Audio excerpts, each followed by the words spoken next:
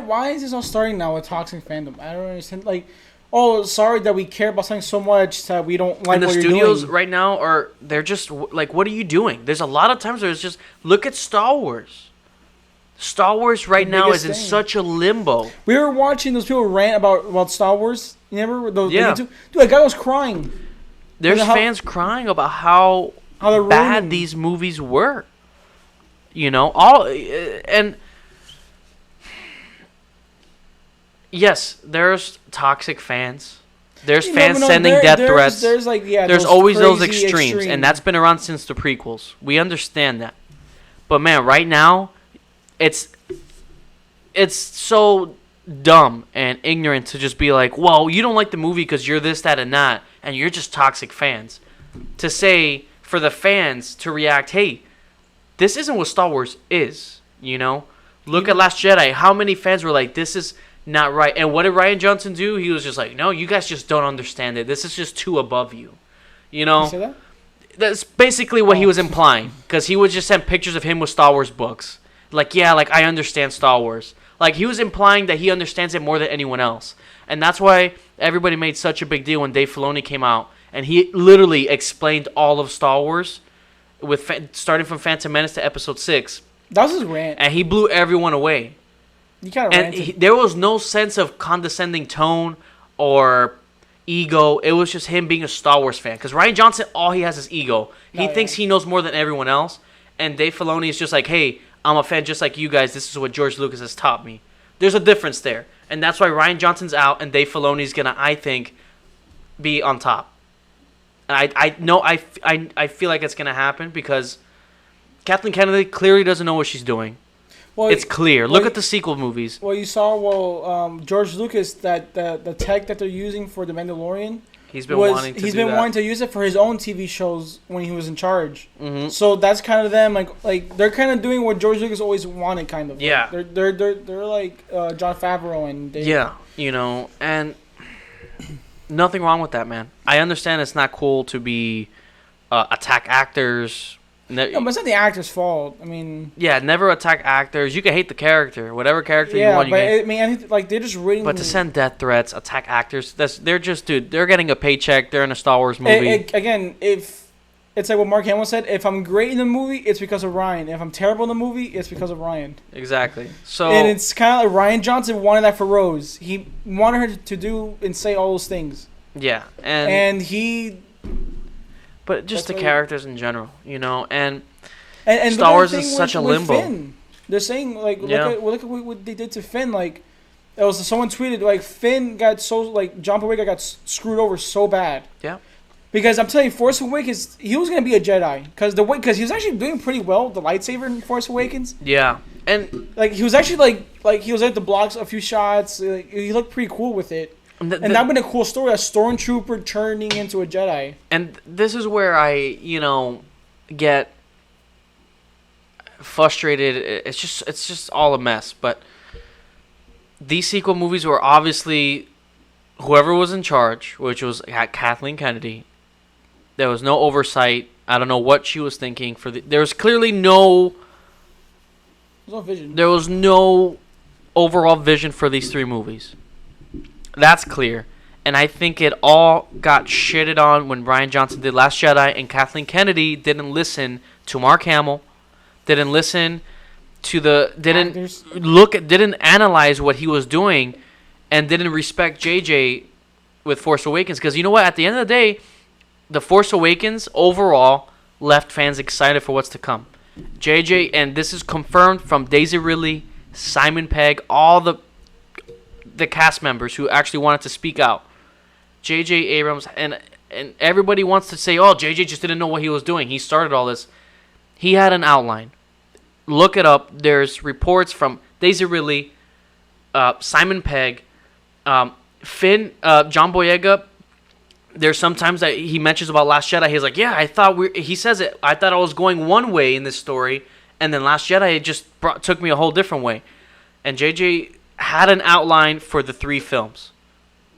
He had an outline. Colin Trevorrow has been working on Episode 9 since 2015, which was Force Awakens. So he clearly understood, okay, I have an idea of what's going on. What happened? Force Awakens was written by J.J. Abrams and Lawrence Kasdan, who was the original writer for, I believe, Empire, or one of the original Star Wars movies. Or The Return. One of those. It might have been Empire. So he had someone there. Why was Last Jedi solely written by Rian Johnson? Kathleen Kennedy, knowing, if she must have known this, knowing J.J. Abrams had an outline, because he could call it Trevorrow. What happened with Solo? They fired them when the movie's supposed to be done. Like 90% of the movie was about to be finished, and then that's when she wants to fire them. Which doesn't make sense because, okay, so you're not watching the footage. You're not saying, okay, wait a minute, why is this movie acting like this weird way? And this is why it's her fault. You fired the two, what are their names? Phil Lord and Chris Miller. Yeah, you fire them when the movie's 90% complete. Yep. That's when you want to fire them, and then you bring in Ron Howard. The guy had to reshoot, half the movie. And he actually did well. He did well, but that should show you, how do you not notice these things? And that's the thing. 90% of the movie. Jesus Christ. You have Rian Johnson writing it by himself. J.J. Abrams showed him, because there's reports, it's online, telling him what he wanted to do with the story. And Rian Johnson, in any single way that he could, whether it was through subtext in the film, throwing the lightsaber away, there were so many little subliminal things in that movie that show, hey, I'm throwing this in the trash. I'm breaking this. It's just so deliberate. It's so obvious. And from what he was saying in all the articles, well, just watch the making. And it's there. And so you're telling me you're Kathleen Kennedy. You are overseeing all this, and you're reading that script. You see that Mark Hamill's not happy with it, and you're thinking, oh yeah, I like this. Rian Johnson's great. Go ahead. Here's the green light. Go do this movie. Here's a budget of who knows how much. Knowing that it's completely breaking what JJ hadn't planned, and then Colin Trevorrow had to adapt, and he had to write a version, which I thought he did really well, of following Last Jedi, but also honoring Star Wars of what it is, that he gets fired. Then they bring back JJ, and at this point, JJ is just, there's no doubt in my mind, they told him, dude, let's just figure this out. What do we got to do? And JJ, you can see it in his face. We saw the documentary on Rise of Skywalker. We've seen interviews. His face says it all. He just looks like, I'm here to just do damage control. I know what's going to happen. I'm going to do my best. You compare his excitement from Rise of Skywalker to Force Awakens, it's two different things. And that's all on Kathleen Kennedy. It's so disappointing. And then you can't be mad at fans for seeing this, siding with Mark Hamill, because even Mark Hamill was extremely vocal about this. That's not toxic fans. That's just fans that actually know what Star Wars is. I mean, even the Darth Maul actor. All these actors have come out. Remember, like when John Boyega came out, and then it was like Daisy Ridley, like saying, "Oh yeah," when the first day was set, everyone was kind of like confused. What was happening? On set, because it was just like because they're all reading the script and we're all kind of like. And I love what Sam Witwer said on his stream about Last Jedi. He's like, "Hey, I like Rian Johnson, but that movie felt to me like if it was done by someone who doesn't understand Star Wars, that didn't do their homework." And he said, "You can't break the rules of something." No, you can't. You can't reinvent. Is that what he said? You can't reinvent or break the rules about something without actually knowing the rules first, and that's what Rian Johnson tried to do. And it is what it is. Whatever.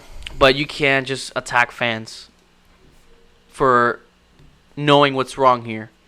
And Kathleen Kennedy, it's on her, man. It's on her because she could have been like, "Hey, Ryan," but she just fell so much in love with what Rian Johnson was doing with that movie because clearly they have the same mindset with Star Wars. And look at what that we're watching that making of Last Jedi and his little butt buddy that he had. His producer. Yeah, that producer guy. Dude, that guy, what he said to Mark Hamill pissed me the fuck off. "Oh, you're not Luke. You're Obi-Wan." Dude, he called him Obi-Wan. Yeah, and the way he said it, too. It wasn't just like he was like, oh, because, Mark Hamill thought Luke was going to come and be this big. And he's like, but he needs to understand that he's not Luke in this story.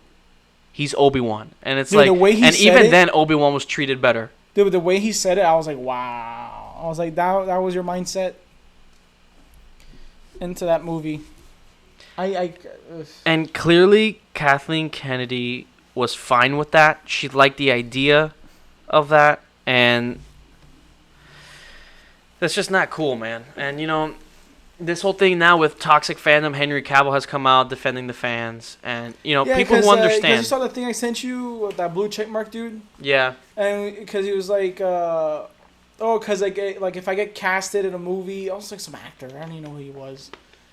If I get casted in a movie, then the fans will just be toxic enough, and then I get recasted with someone better. It's like, it's not. That's not the way how this works. Yeah, it's so stupid. And it's not the way it is. It is what it is, man. You know. And Star Wars right now, I do think Dave Filoni's he's gonna take over. Clone Wars was a huge hit. People loved it. Mandalorian's a hit, and clearly from what's coming out and who's coming in Mandalorian season 2, it's going to be huge. And Kathleen Kennedy, there's no more Star Wars movies coming for a while. Thank God. So, and I think very quietly Lucasfilm, Disney, they know what's going on, and I think she needs to go. Whatever, at least